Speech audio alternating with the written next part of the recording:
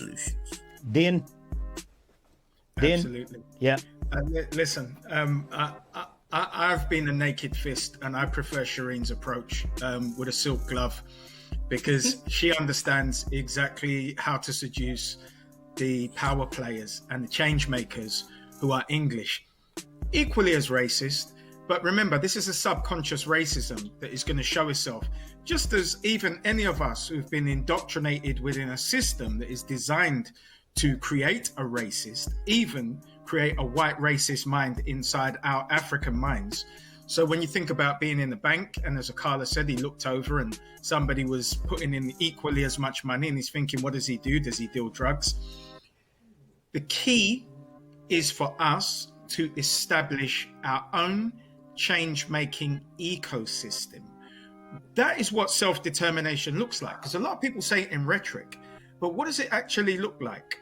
It looks like us being able to go to central government with a vehicle and say, oh, you have procurement. What is your procurement? Public monies are 245 million. Then the government, central government, has another billion. Then central government has another 49 billion.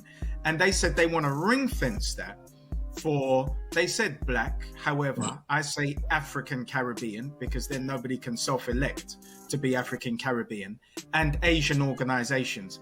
Well, let's come underneath that and let's get our share of contracts to be able to deliver those services to African Caribbean people nationally.